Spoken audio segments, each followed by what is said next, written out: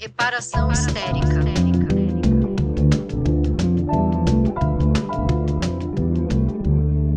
Reparação histérica. Olá, histéricers queridos e maravilhosos. Quero começar o programa olhando para a câmera, que é uma coisa que eu não faço. Olá, que eu fico olhando para baixo porque eu fico escrevendo o que eu vou falar e fazendo desenhos estranhos.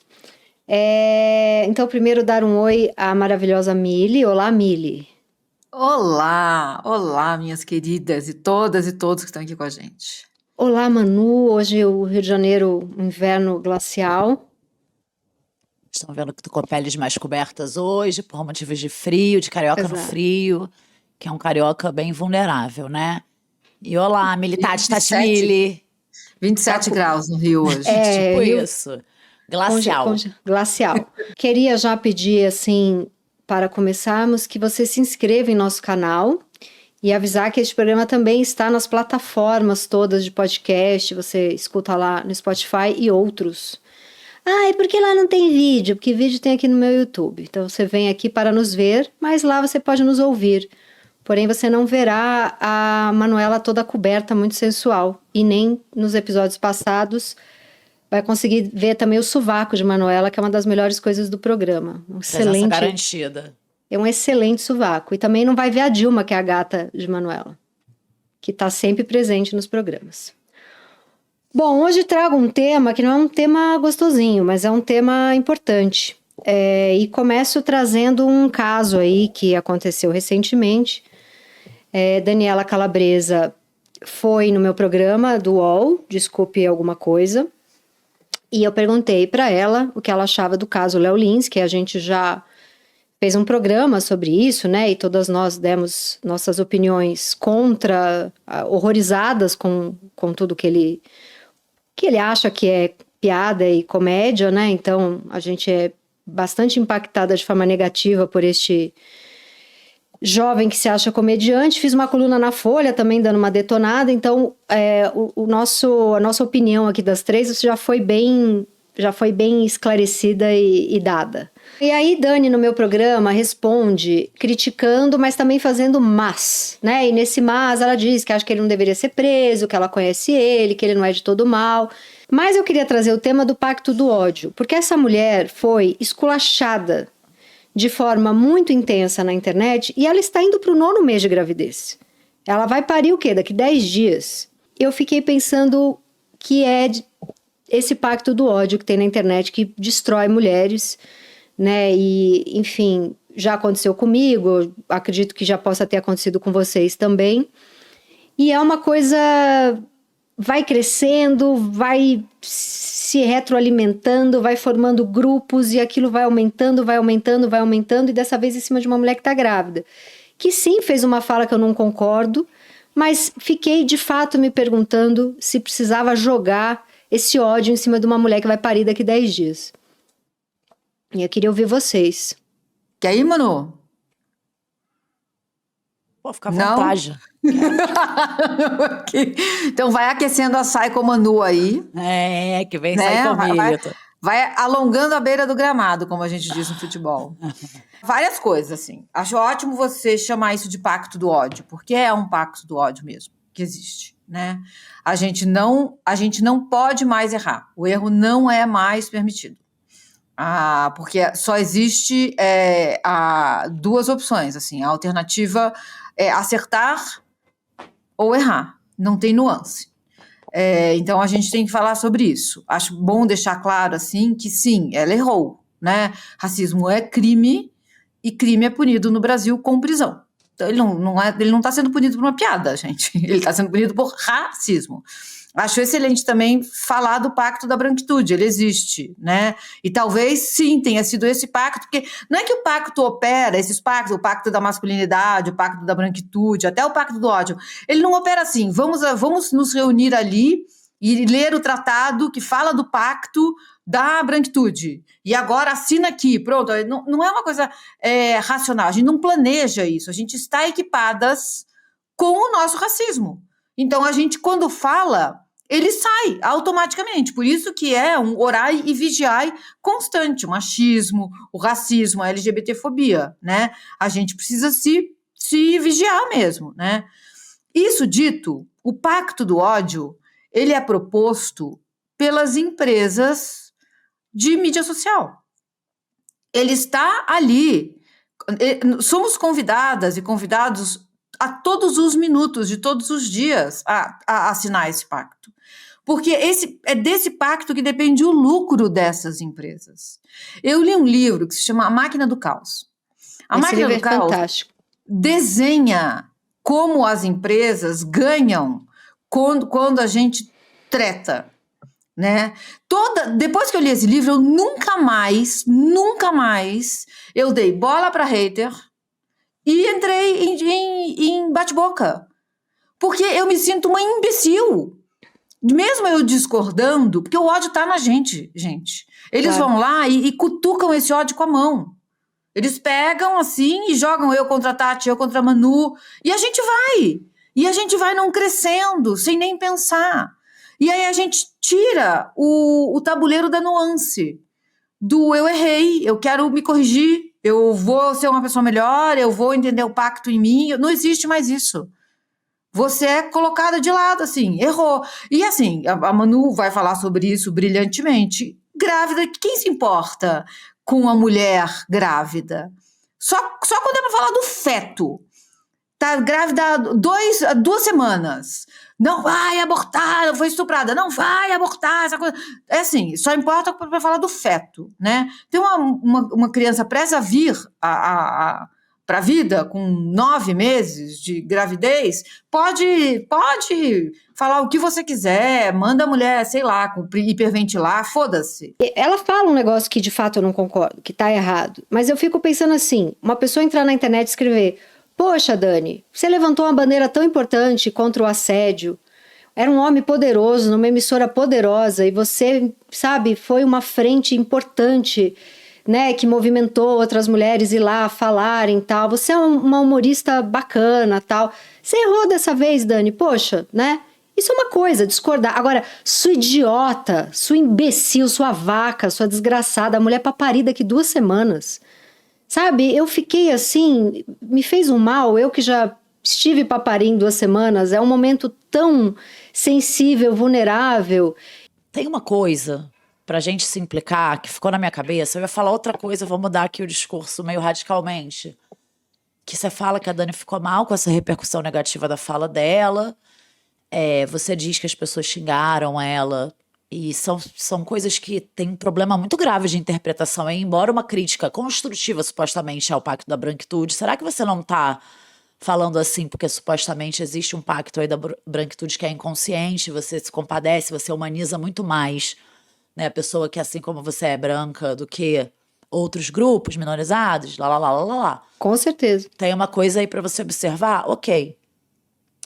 Mas esse lugar de quando a gente fala sobre, destruírem essa mulher. Essas pessoas têm o poder mesmo de destruir essa mulher?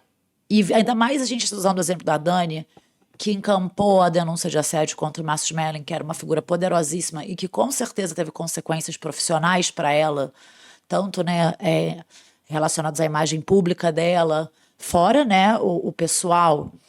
Então, assim, a gente tem que olhar também para quando a gente cede o poder para essas pessoas, né?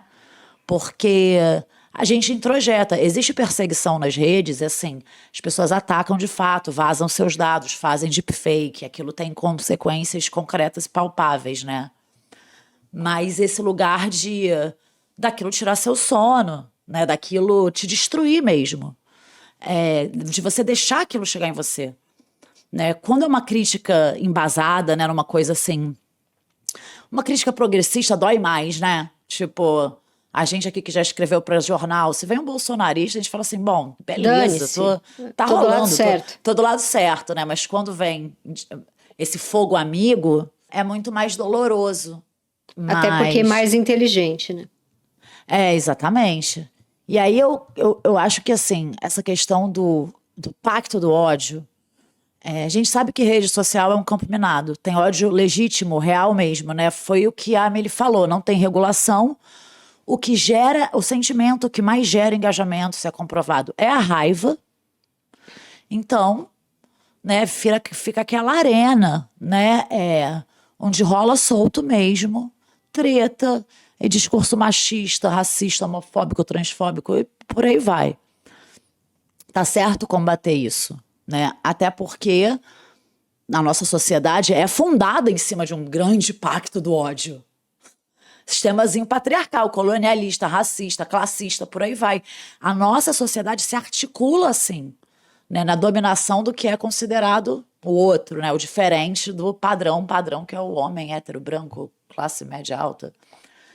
Então, infelizmente, isso aqui é o básico, é arroz, feijão e pão, papai e mamãe, né? Mas aqui a gente está trazendo esse pacto do ódio mais para perto da gente, né? Porque eu já disse isso no programa outras vezes, eu volto a bater nessa tecla que a gente precisa se implicar nesse fenômeno, porque a cultura do cancelamento, ela é do campo progressista. Aqui a gente está falando de quando volta e meia essa cobrança por justiça social descamba para uma exigência de pureza moral, esclarecimento e letramento, que é impossível de atender. Então, independente da trajetória da pessoa, do que ela contribuiu como artista, como pessoa pública, né, para causas legais, às vezes a pessoa comete um erro, fala algo problemático, às vezes sem ter consciência disso, aí pronto, cancelada. Não tem direito à defesa, não tem espaço para aprender, não tem humanidade. De repente parece que não tem mais separação, né, de quem é o opressor e de quem está num caminho aí de aprendizado. E é muito doido, porque parece que quanto mais a pessoa está disposta a aprender, mais ela é cobrada. Ai, Tati, eu não esperava isso vindo logo de você. Perdeu um seguidor, perdeu uma fã. Gente, então eu fico aqui pensando, sei lá, será que não dá para odiar um sistema e ainda assim ter compaixão pelo indivíduo? Cara, eu aqui bem Jesus Cristinha, estou de braços abertos para quem está ouvindo. Porque geralmente é o sistema que faz o indivíduo pensar ou agir assim, né, de determinada maneira. Acontece. E aí tem essa ironia de que as pessoas que estão aí supostamente lutando por um mundo mais humano esquecem que todo mundo é humano, né? E que todo mundo erra.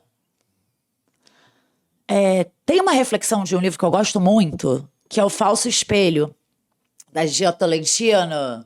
E aí que ela fala sobre esse ciclo vicioso do engajamento pela raiva.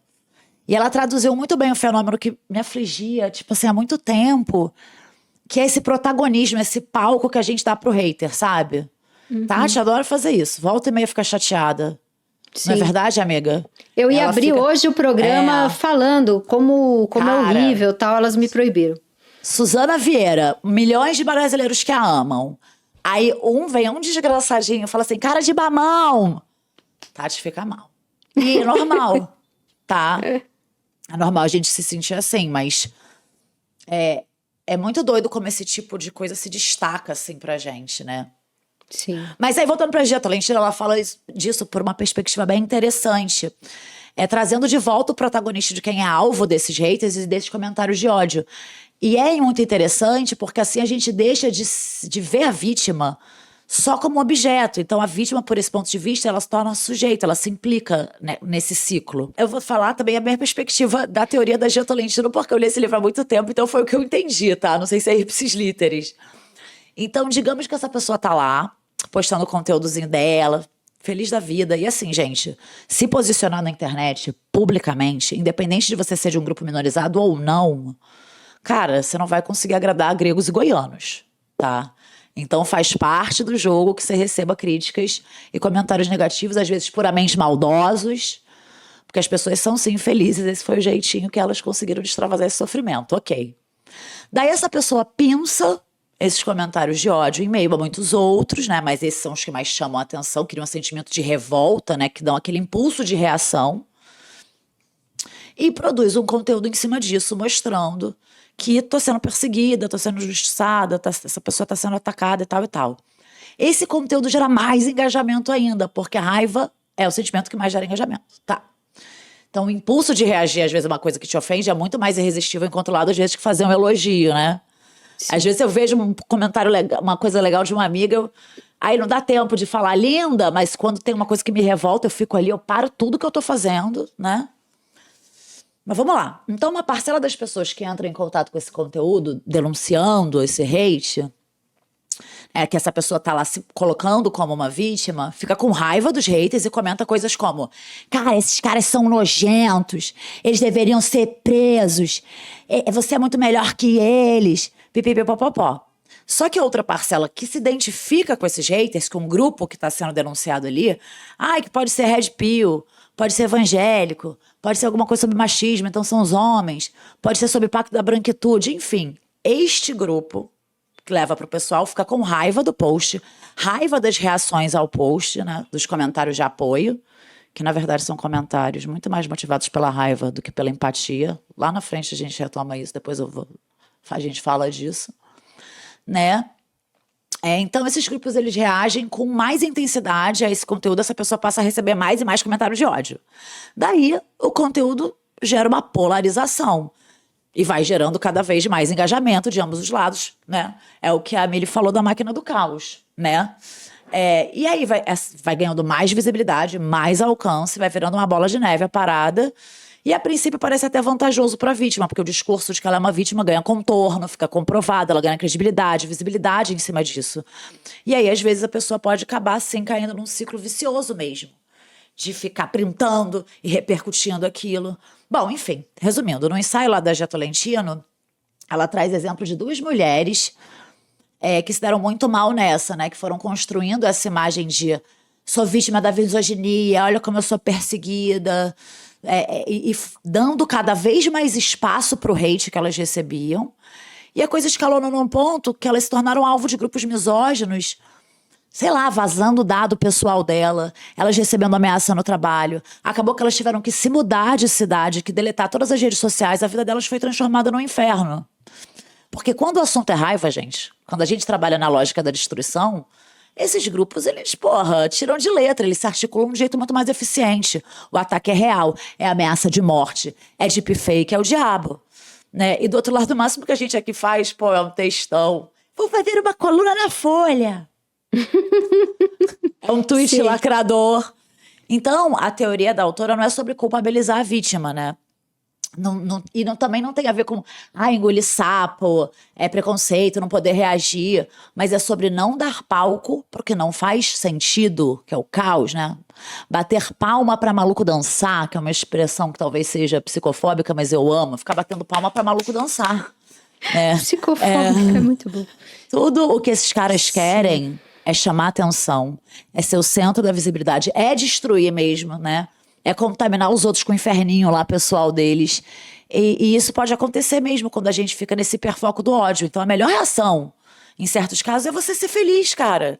É você ser indiferente, é você ter autonomia, viver a tua vida sem se importar com isso, sem introjetar isso, sem se pautar por isso, pautar o seu conteúdo, a sua expressão criativa. Né? Comentário de ódio não faz sentido, é uma interpretação deturpada de mundo, desconectada da realidade. Então pra que ficar batendo palma pra maluco dançar, perdendo tempo com isso? Eu fiquei pensando que saiu uma crítica ao trabalho da Paula Oliveira no Vale Tudo, né? Que ela faz a Heleninha Reutemann. Uhum. E eu tenho visto o Vale Tudo e eu tô gostando da atuação dela. E aí saiu, e acho assim, tudo bem, uma crítica, uma resenhista, falar que não gosta do trabalho dela. Não tá atacando ela, né? A mulher foi lá e falou 0 pra atuação da Paula Oliveira. Até aí tudo bem. Só que a internet vem enlouquecida. Tá uma bosta, e fica imitando ela, e pra variar, e chamando ela, enfim, ela já tem essa coisa toda que chamam ela de gorda, que celulite, não sei o que, aquela mulher lindíssima, né? Na verdade, o que ela causa porque como ela é muito linda e tem aquele namorado muito gostoso, eu acho que eles são a dupla mais tesuda que tem, e as pessoas ficam doidas com isso, precisam xingar ela, né? E eu fico pensando na Manuela Dias também, que é essa autora incrível, né, que tem 40 e poucos anos e tá nesse cargo altíssimo de uma emissora que durante tanto tempo teve os autores homens, muito mais autores homens do que mulheres, e o poder lá sempre foi concentrado mais em homem, e tá nesse cargo alto ali, mandando bem pra caramba, né, enfim, fez várias séries que foram super assistidas e pegou essa bucha, Vale Tudo, a novela mais amada, idolatrada da história, e ela vai e faz esse remake, e a novela é legal, só que se você ficar comparando com a primeira, vai ter defeito e vai ter qualidade. As pessoas também destruindo a Manuela. E aí Bela Campos, que faz a Maria de Fátima, que tá super geração Z, ela tá toda internética e não sei o quê. Acho que tudo bem alguém não gostar da atuação dela e sair uma crítica e tal, né? O trabalho pode ser avaliado, né? Mas o que eu percebo é que a galera tem ódio dela. O que essa menina tá fazendo aí? Né? Não estão falando do trabalho dela, estão falando, deram chance pra essa menina pra quê? O que essa menina, não sei o que, nananã. E é sobre a pessoa, né? Ninguém tá falando, Heleninha Reutemann, não, essa mulher, nada a ver, tá com a cara não sei o que, o corpo não sei o que, né? Agora, ninguém fala da harmonização facial do Cauã Raymond, né? Que é aquilo? O cara mudou de rosto, eu não vejo ninguém falando disso, ele tá completamente esquisito. Né? Mas é a bunda da Paola Oliveira, é a Bela Campos que não devia estar ali, que essa menina aqui, que essa menina não sei o quê. E aí eu lembrei de uma história que nem tinha Twitter, Instagram, Facebook, rede social, não tinha nada. Eu era criança. E a Adriana Esteves fez uma novela, que não vou lembrar agora, acho que era Rei do Gado, eu era pré-adolescente, uma coisa assim. E ela fez uma namoradinha novinha do Antônio Fagundes, e ela foi destruída. E não tinha rede social, então eu não lembro exatamente como que foi essa destruição. Mas ela foi destruída, tipo...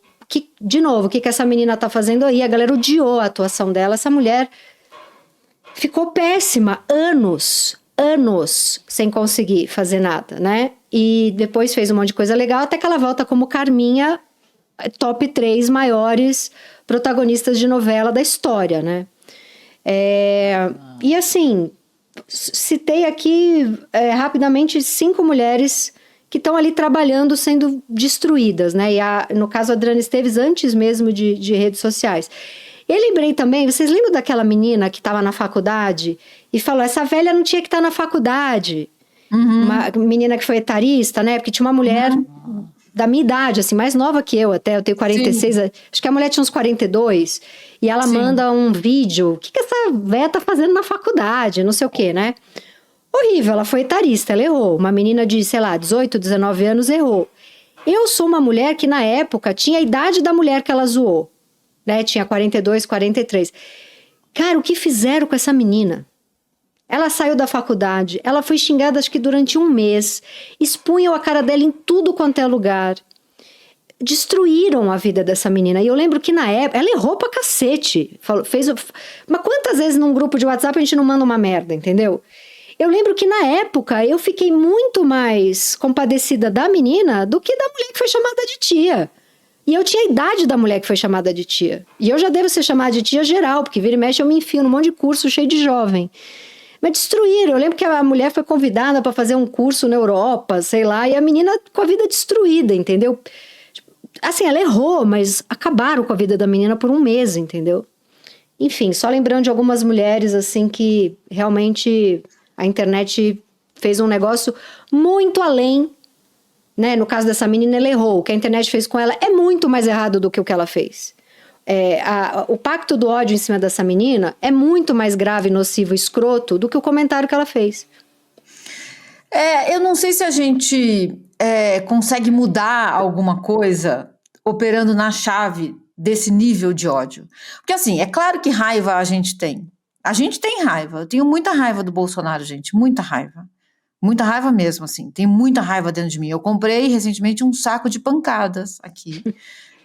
Eu instalei. A Psycho Millie dá socos e pontapés no saco de pancada. Porque assim, a Audre Lorde fala isso. A raiva desorganizada, ela realmente faz muito mal.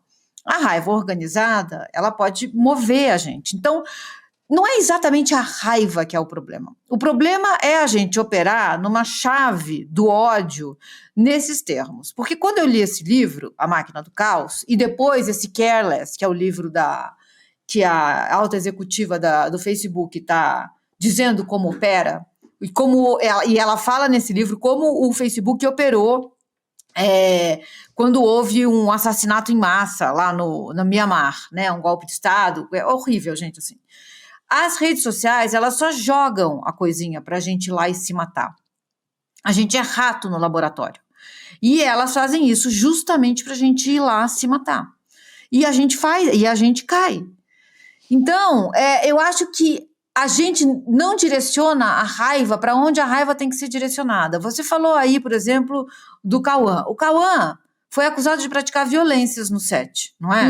Sim. Não aconteceu nada. Aconteceu uma campanha para limpar a imagem do cara. Total, ele ficava andando no calçadão, mais um dia de good vibes. Foi uma campanha bem forte. Segurando criancinha, um monte de gente aderiu a essa campanha. Então, tem um sujeito político no qual o ódio não cola. Bate e volta. E eles seguem. Né? São minorias políticas que não podem errar. É para cima da minoria política que esse ódio, a operação na chave do ódio cai. E o que me surpreendeu nesse livro, A Máquina do Caos, é que não é que as redes sociais trabalham tirando o ódio da gente e manipulando a gente para operar no ódio. Elas criam o ódio. E há pesquisas que mostram que pessoas de vida pacífica, que toparam fazer esses experimentos, elas, depois de um tempo usando as redes sociais, elas viraram pessoas odiosas, dispostas a vomitar o ódio delas para cima do que elas consideravam errado. Porque tem também o ódio, quando o ódio vem, ele opera em cima de um julgamento moral. A régua é moral.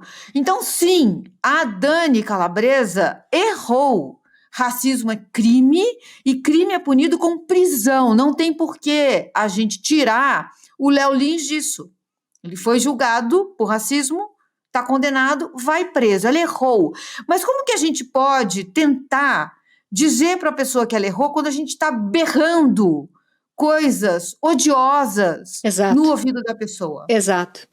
Ninguém vai... A gente deveria, e é difícil falar isso assim, porque assim, a gente deveria tentar falar mais sobre perdão. É difícil, tá, gente? Porque assim, a pessoa foi estuprada, não vou perdoar o estuprador, né? Cometeu um ato racista, não vou perdoar o racista. Ao mesmo tempo, se a gente for cravar, não vou perdoar e ponto final, para onde a gente vai? Se essa é uma sociedade racista, é uma sociedade misógina, é uma sociedade machista e LGBTfóbica. Como que a gente não vai implicar a sociedade que nos criou na criação? A sociedade precisa se implicar. E se a gente implica a sociedade, a gente está todo mundo mais ou menos perdoado. Mas não estamos, eu sei que não estamos, não é isso que eu quero dizer. Mas estamos também. E a gente não vai se implicar nisso. A sociedade não vai pegar a parte dela, o minifúndio dela nesse latifúndio de violência. E como é uma sociedade implicada? É uma sociedade que regula as redes sociais. É uma sociedade que taxa bilionário. É uma sociedade que vai lá educar. A gente não está lutando por essa sociedade. A gente está só se xingando e colaborando para que as coisas continuem nesses termos. Sim. Porque não vamos mudar o mundo prendendo um racista, um machista, um misógino, um LGBTfóbico por vez. A gente no Brasil tem quase 1 milhão de presos. Não resolveu o problema da violência. Então, prender não é exatamente o que vai resolver o problema da violência. Né? Então, como que a gente vai sair disso enquanto sociedade? Eu não sei, mas a gente tem que pensar socialmente, né? Então, sei lá, gente, nem sei para onde eu fui. Não, achei excelente. Obrigada. Mas eu fiquei pensando, Mili, que você falou, né, de pessoas que estavam pacíficas ali, que de tanto usar as redes sociais acaba porque todo mundo tem raiva dentro de si, todo mundo tem a capacidade de ser violento, e todo mundo tem suas frustrações, tem seus problemas, né? A gente sabe que a extrema-direita, ela engaja justamente nisso, né? Pessoas frustradas com a vida. E eu uso como exemplo o meu pai. O meu pai, ele queria ter tido uma profissão que ele não teve, ele queria ter continuado num casamento que ele não continuou, ele queria ter estudado mais, ele queria muitas coisas na vida dele. Aí o que acontece no fim da vida, a pessoa acaba indo para essa extrema-direita que... Até porque é essa extrema-direita que vai contra tudo aquilo que tem essa aparência de uma vida que constrói, né, as artes, o cinema, né, então vai contra isso, que parece que são pessoas... esse discurso da destruição, ele cola muito em quem está muito frustrado, né, e a gente sabe disso. Mas eu fico pensando em pessoas que se beneficiam e que vivem desse ódio das redes, né? E isso, Manuela e Manu... Gente, hoje eu tô totalmente zoada. Manuela e Cara, tem outra vagabunda? Eu falei, cara, tem duas. Não vamos cortar isso. Não vamos cortar. Eu tô... Mesmo, gente. Manuela e Manu. Vamos Legal, fazer. eu sou várias, eu sou uma galera. Não é que eu tô aqui me controlando. Eu quero porque Mili e Manu falaram pra eu não ficar me implicando, mas eu não consigo. Eu vou ter que me implicar, porque senão eu vou ficar travada falando Manuela e Manu, não consigo terminar as frases direito. Então eu vou ter que soltar, vou deixar vir. Que é o seguinte, tem gente que gosta disso, que se beneficia disso, porque quando vai lá e xinga alguém, isso engaja público. E são pessoas, são progressistas, são pessoas da elite intelectual, são pessoas de esquerda, são pessoas... Só que elas não conseguem ter o espaço na mídia que elas gostariam. Então elas não têm uma coluna na Folha, elas não têm uma coluna, sei lá, na revista Gama, no Estadão, no Globo, elas não têm um podcast com audiência, elas não têm onde falar com uma mídia pagando para elas, né? Não estão no UOL, não estão em lugar nenhum. Então elas vão ali pro Twitter e xingam alguém, principalmente alguém que tem muita audiência. E ela engaja lá um público dela, sei lá, 30, 40 desaplaudido que nem ela ou que nem ele. E aí onde que tá a merda? Essa pessoa com grande audiência não se aguenta e responde. Quando essa pessoa com grande audiência não se aguenta e responde, tá feito o que ela queria. Venceu. Porque a outra que tem ali, sabe, 100 coitadinhos que seguem ela, conseguiu ser xingada pela que tem 400 mil, né? E eu acho que essas pessoas sabem muito bem o que elas estão fazendo, né? Claro que tem uma máquina por trás disso, barará, barará, mas são pessoas muito frustradas. E eu vivo muito isso, eu vou ter que me implicar, porque eu não me aguento.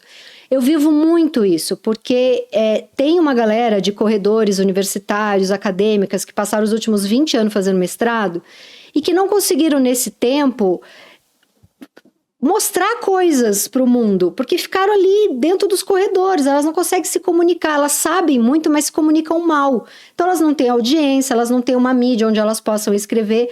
E algumas dessas pessoas me odeiam, porque eu, sem ter estudado 1/100º do que elas estudaram, falando do jeito que eu consigo falar, eu me comunico. Eu tenho gente que gosta, eu vendo livro, meus podcasts são bem recebidos.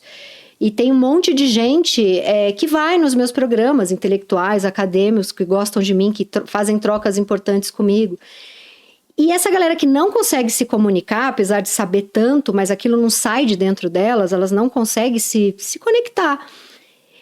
Elas sabem muito bem o que elas estão fazendo. Elas têm uma inteligência para saber que é uma máquina de ódio. E elas se beneficiam disso. Tem aí umas 5, 6 pessoas que já me encheram muito o saco na vida. E eu não acho que elas foram capturadas por uma máquina. Eu acho que elas sabem muito bem o que elas estão fazendo. Só que eu parei de comprar as brigas. Porque eu parei de dar audiência para alguém que, na verdade, só está com ódio de não ter, né, essa audiência. Fala, mas é porque como a pessoa ela tem um brilho, ela trabalha, né, ela tem uma expressão criativa, ela vive disso, da imagem dela. Isso a gente está falando de brilho pessoal, né? Ela tem um carisma, um magnetismo, um talento, uma expressão artística. As pessoas que não são vistas... Você falou muito bem dessa frustração, né? Que ajuda, que contribui para que as pessoas sejam cooptadas por extremistas de direita, etc e tal. Eu acho que o ser humano ele é muito complexo. E ele, no fundo, se a gente for cavando com a colher de sorvete, tá lá um desejo muito grande de pertencer. Então, ao mesmo tempo que você pode olhar para esses corredores acadêmicos e, de certa forma, se sentir excluída, essas pessoas olham também pela escalada da sua imagem, pela sua influência, também não se sentem pertencidas, né? E aí fica nessa. Então, a gente fala aqui que a raiva é um sentimento muito importante, mas ela tem uma função específica, que é te fazer reagir, né?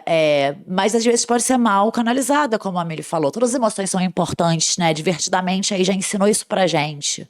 A animação da Pixar. Então a tristeza vai fazer a gente refletir, né? Tipo, a gente precisa de tudo isso. Eu acho que quando eu falo, às vezes não é a empatia que move a pessoa, é a raiva. Mas é porque fica na superfície. Se você for investigar essa raiva, ela tem uma vontade de conexão, né? Tipo, fiquei pensando aqui, etarista! Então você tá defendendo os idosos. Destruindo, maldita, filha da puta, tem que morrer, entendeu? Ué, gente, né? Mas aí eu queria trazer um exemplo que pra mim, essa linha tênue, borrada, que separa a empatia da raiva é o melhor de todos recentes, assim, que é muito bom também, um exemplo de pacto do ódio, que foi o que aconteceu com a Isa, cantora, maravilhosa, que ela tava grávida, já que estamos falando de mulher grávida, quase parindo. Isa grávida, quase parindo, descobriu que estava sendo traída, se não me engano, pelo Léo Dias. Trauma já começa aí, né? Daí, no calor do momento, no frigir dos ovos, com raiva, né? Numa necessidade perfeitamente compreensível de retomar o controle da narrativa dela, ainda que tenha sido um erro estratégico, como ficou claro mais à frente, porque é normal, gente, não é porque ela é uma ídola, uma musa, uma deusa, que ela não é humana, pois bem, beleza. Daí ela me posta um vídeo antes mesmo de ter uma DR com o companheiro dela, tá? O cara é jogador de futebol, né? Ele tava em campo jogando a partida XPTO lá, quando ela solta o vídeo terminando com ele, denunciando essa traição que foi muito injusta e tudo mais. Aí, lembramos o que aconteceu. Comoção generalizada. Como este homem pode fazer isso com essa deusa, com essa mulher grávida? Que absurdo. E aí ela recebeu toneladas de comentários de apoio, né? As mulheres, principalmente, sentiram na carne essa revolta, porque é um lance estrutural mesmo, né? Então gera uma identificação, supostamente, virou o assunto do momento, todo mundo esculambando lá o cara, o tal do Yuri, ok, tá bom. Tá, daí passa um tempo, Isa agora precisou de um movimento outro, né? Introspectivo, reflexivo, foi assimilando, botando na balança o que seria melhor pra ela. Porra, vai terminar o relacionamento agora, passar o puerpério sozinha, o cara lá, ó, nas festinhas e ela passando o puerpério sozinha. Quer dizer, sem ter o companheiro do lado, né, por causa de uma traição, gente. Ok, foi feio paca, mas monogamia tem dessas armadilhas, né? Você vai abrir mão de um amor, de uma parceria. Total. Por causa de uma pulada de cerca num momento tão vulnerável que é o puerpério. O que vai ser melhor pra Isa? Voltar com o cara, isso segundo ela, não sou eu que tô dizendo, tá? Foi isso que ela fez, beleza, entendo. Daí é que a gente chega no ponto em que essa comoção tem muito mais a ver com raiva do que com empatia, porque aí ela foi massacrada. Exato. Foi criticada pra cacete pelas mesmas pessoas que supostamente apoiaram ela. A mão que dá like, né, é a mesma que apedreja. Daí, o que tinha gente falando assim, ai, mas eu te defendi tanto pra você fazer isso, que decepção. Decepção porque a Isa não cumpriu com o pacto do ódio. Exato. O combinado, o acordão ali que foi feito é que todo mundo ia odiar junto aquele cara e acabar com a vida daquele cara. Perfeito. Né? Então não era sobre defender a vítima no final das contas. Não era sobre empatia. Porque se fosse, as pessoas iam se colocar no lugar dela. Nossa, como o Yuri foi capaz de fazer isso com uma mulher grávida? Que monstro. Aí corta para, a pessoa tá lá fazendo a mesma coisa. Esculachando a mulher grávida. É isso. Quem julga, repete. Finalizando aqui repete. com o meu bordãozinho, ó, entrando bonita, entrou deslizando aqui no debate. Todo julgamento, uma vez eu li uma coisa que eu nunca esqueci, todo julgamento é uma confissão. Então, a gente fica julgando moralmente tudo e todos, uma hora sobra pra gente. É por isso que tem que ir com muito cuidado. Em relação ao que você colocou, Tati, assim, você é uma afronta. Você afronta pessoas, a sua existência, a sua sabedoria, você se jogar na vida, você conseguir tudo que você conseguiu. Isso afronta especialmente a parte masculina dessa intelectualidade que não acha que conseguiu chegar onde você chegou. E aí eles são treinados para nos odiar. E você dá motivos para que eles te odeiem. Então, é por isso que eu fico aqui falando, ignore-os. Ignore-os. Eles Cada manifestação de ódio deles fala sobre eles. Não sobre você, minha mãe, gente. Quando ela não tá passando atrás da live, ela está me ligando na hora da live. Adele presente. Maravilhosa. Então, é isso, entendeu? Eu acho que é por isso que eu falo assim, deixa esses caras, porque você realmente dá motivo e você continuará dando motivo. Então, eles continuarão nessa pegada. Sabe o que eu fico pensando? Eu fico imaginando o contrário, né? Eu com 400 projetos, um monte de coisa que eu tô fazendo, tal, graças a Deus, um monte de gente que me segue, que gosta do meu trabalho. Entro lá no meu Instagram, né, 320 mil seguidores, e aí eu vejo um intelectual frustrado, sem publicar nada há 20 anos, que tem lá os seus 80 seguidores, né? E eu falo, esse arrombado que não sai dos corredores da universidade, esse acadêmico, eu fico, assim, é tão absurdo, né? Por que eu xingaria esse cara? Né? Eu não teria motivo para xingar esse cara. Então eu fico fazendo, como que seria o contrário disso? Por que eu xingaria ele? Eu não xingaria ele. Então por que ele me xinga, sabe? Mas eu queria te ouvir mais, Mili, depois eu vou contar porque eu quero me implicar aqui no ódio também. Eu quero contar uma história de quando eu agi como essas pessoas, que eu acho que todo mundo tá vulnerável a ser filha da puta, né? Eu já agi muito como essas pessoas. É que desde que eu li esse livro, A Máquina do Caos, eu entendi que eu estava sendo levada a agir como essas pessoas. E eu quero eu quero ficar com os ódios que me pertencem. Eu não quero que criem ódios em mim. Eu quero os meus ódios, que são ódios contra injustiças. Então, esses eu alimento. Eu trabalho muito esses ódios. E continuarei organizando essa raiva contra pessoas que cometem essas coisas que eu acho, assim, socialmente injustas, sabe? Mas, ao mesmo tempo, gente, assim, mais de uma vez, tá? Mais de uma vez. Alguém que já foi acusado de fazer coisas horrorosas me procurou para perguntar onde é que... O que é que tá acontecendo que estão me xingando nesse nível? Você quer ouvir? Senta que eu vou te falar. Assim, eu não foi 1, não foi 2, não foi 3, tá, gente? Foi mais. E eu falei com todos os que me procuraram. Homens todos. Homens todos. Eu converso. Já fui tomar café. Sento e falo. E se eu não fizer isso, se eu não achar que as pessoas se transformam, por que eu luto? Então a vida tá dada, é isso aí, eu vou só lá na minha horta. Pegar e fazer uma massinha e é isso. Não posso, entendeu? Eu acho que é isso. Se me procurarem, eu vou falar, eu vou conversar, eu vou dialogar, eu vou tentar mostrar. E assim, nunca houve, talvez em um dos casos eu vi que a pessoa não estava entendendo. Ela ainda estava se achando a vítima de uma situação na qual ela era a algoz, tá? Mas nos outros, eu trabalhei com muito índice de sucesso.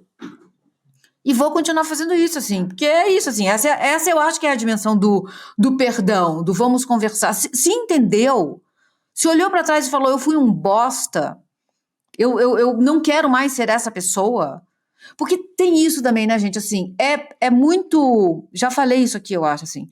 É muito cruel que o oprimido tenha que educar o opressor.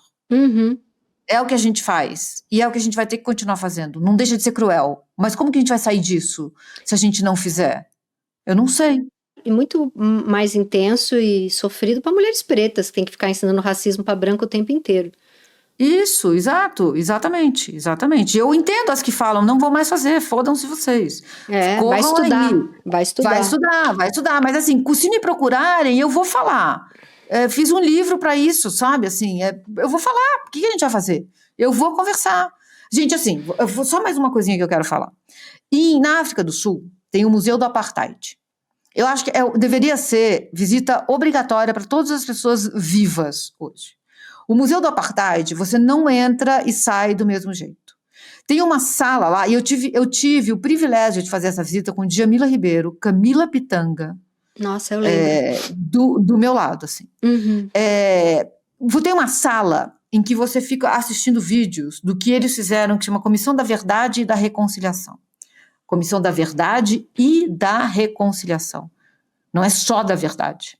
E nesses vídeos, a gente vê a pessoa vítima, então pessoas negras, de frente a pessoas brancas, os algozes.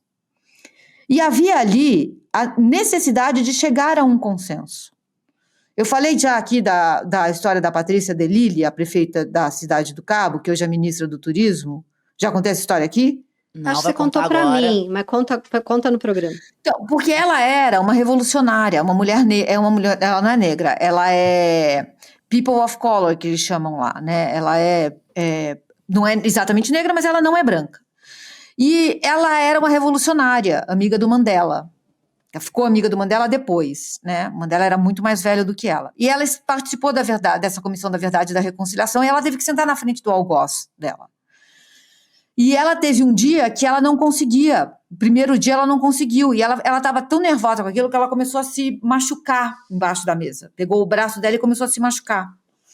E ela falava, eu quero matar essa pessoa, eu não vou chegar a nenhum acordo, eu vou só matar esse cara. Acho que era um policial.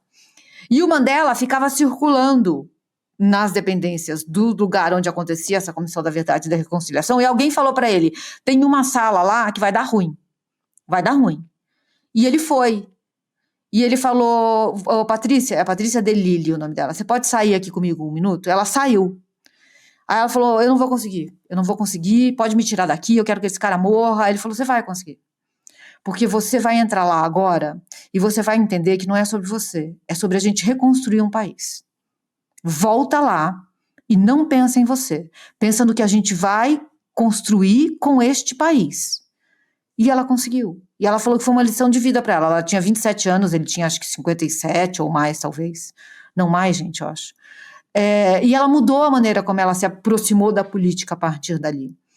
Então, eu acho que é nessa dimensão, assim, quando você passa dentro desse museu, você sai absolutamente transformado e transformada, entendeu? Que coisa incrível. Se vocês não foram, vão, gente. Vão a esse museu. Vai todo mundo que está ouvindo a gente aqui, vá. Vamos fazer a viagem em reparação histérica, todas. Ai, nossa, eu ia amar essa viagem. Reparação histérica tour. Eu acho. Turnê A gente faz a lista de países e cidades. Nossa, achei lindíssima essa história. Porque sempre que tem um ataque assim, muito próximo, né? Ou um ataque a uma amiga, ou contra mim, etc. Eu me pergunto se alguma vez eu fui essa pessoa que atacou. Porque eu já fui muitas vezes de forma errada a pessoa que respondeu a um ataque. Mas se eu, assim, tô em casa, a pessoa nem sabe que eu existo e vou lá e ataco ela, né? Eu lembrei de uma única vez que eu fiz isso. Eu era muito mais nova, aquelas que tenta se perdoar com a desculpa de não ser tão madura, né? Eu tinha uns 32. E aí eu fui na Flip. E era uma época que eu ainda não tinha livros publicados pela Companhia das Letras. Era uma autora de uma editora menor e mais desconhecida, assim. E eu vi a mesa de uma autora e eu fiquei, assim, muito alucinada com aquilo. Tinha, sei lá, foi o maior fenômeno daquela Flip, né? Tinha, sei lá, 1000 pessoas para ver a mulher. E a mulher era uma jornalista muito foda, que eu respeitava há muito tempo, mas como literatura eu não tinha gostado do livro dela. Eu tinha achado bem ruim como literatura, mas respeitava muito como jornalista, um trabalho bem importante como jornalista. E eu fui lá ver, porque eu achei que era mesa sobre ela como jornalista, e era mesa sobre o livro dela. E ela leu alguns trechos do livro, eu tinha lido alguns trechos também, e eu achei muito ruim, né?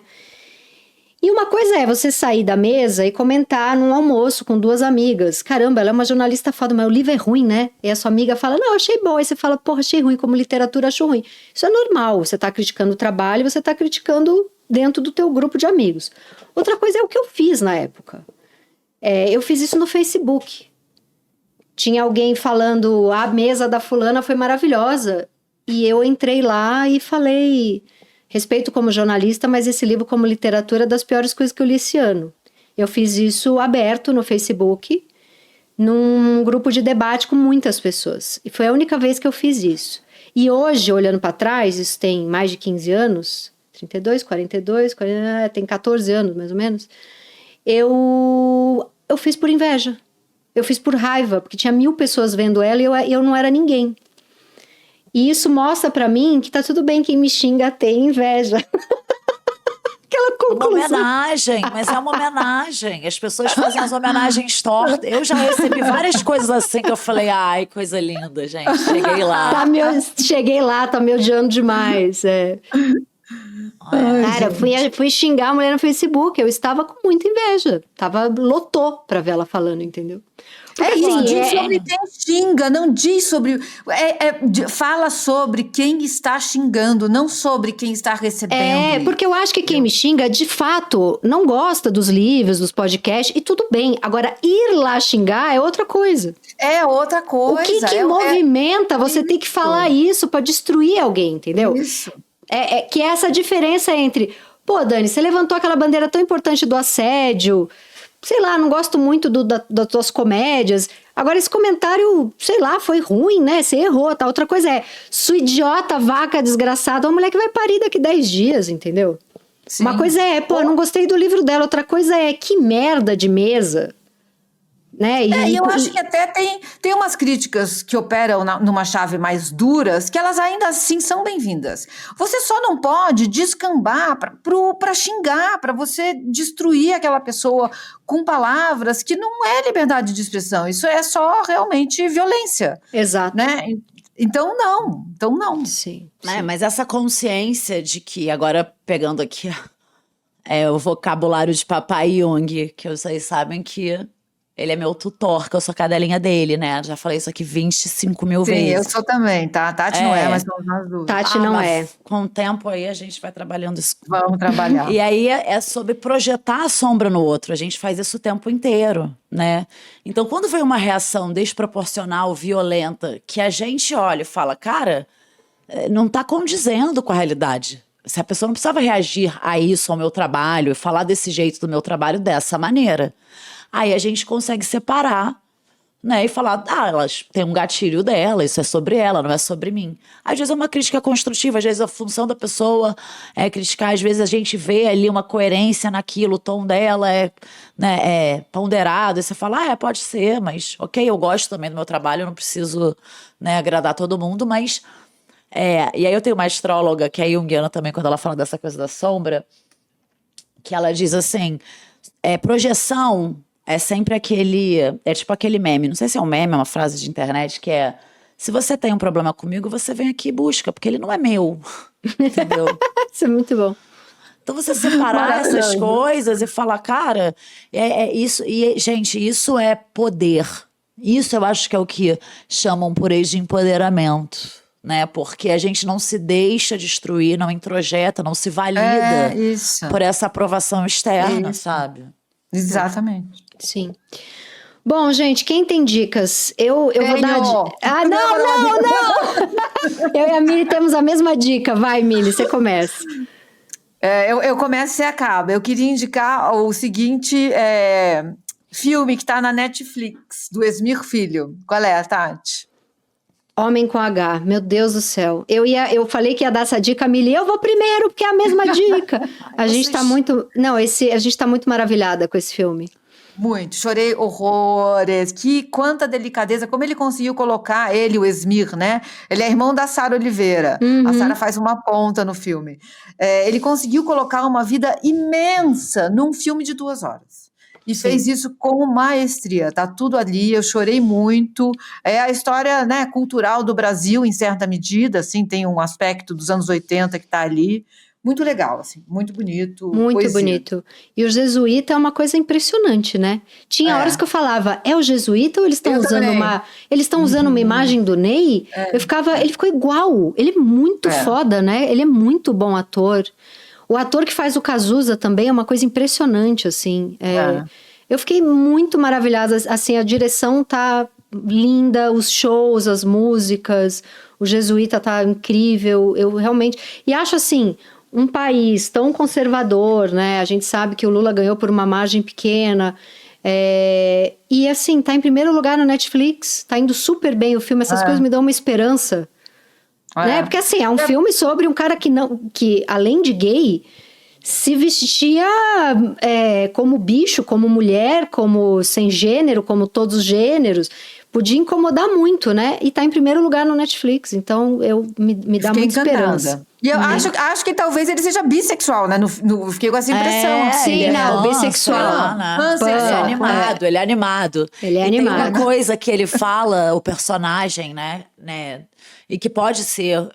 Eu imagino que seja uma fala do próprio Ney, porque tem tudo a ver, e que tem tudo a ver com o tema do programa de hoje, que uma hora vem um repórter e pergunta pra ele: por que você acha que você recebe tantos julgamentos e tantas críticas das pessoas? Tem a ver com o programa de hoje. Ele fala: porque eu vivo uma liberdade que elas não se permitem viver. É isso. E ele tava pleno.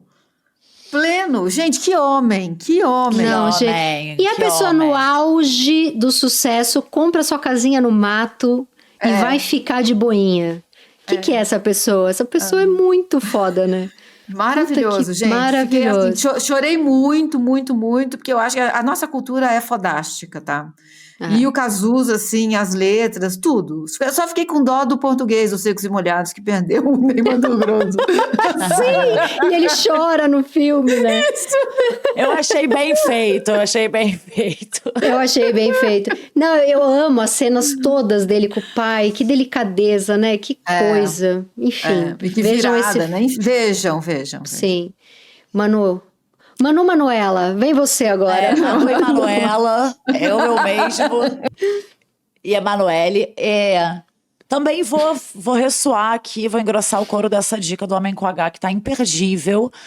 E eu falei muito sobre o Falso Espelho, né, nesse programa. Eu acho que é um livro bem interessante. É uma perspectiva de uma...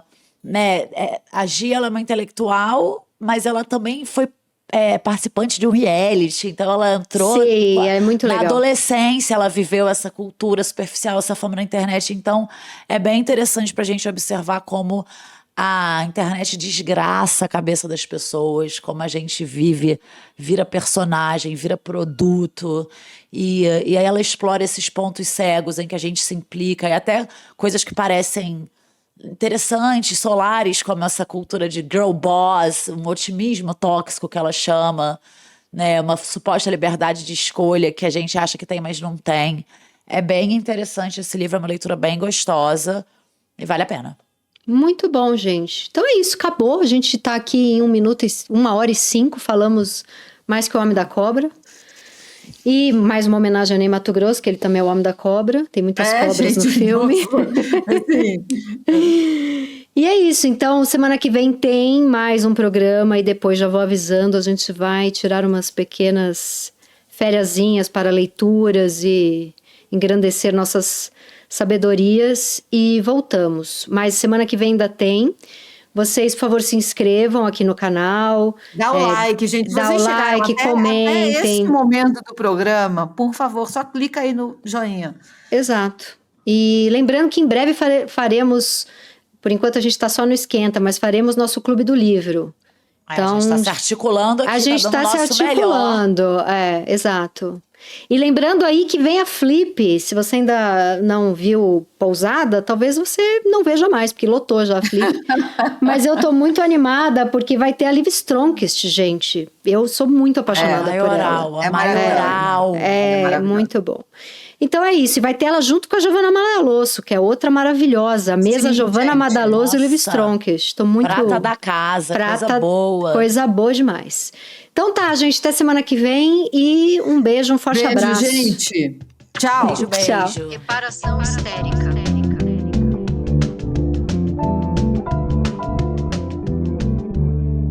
Reparação histérica.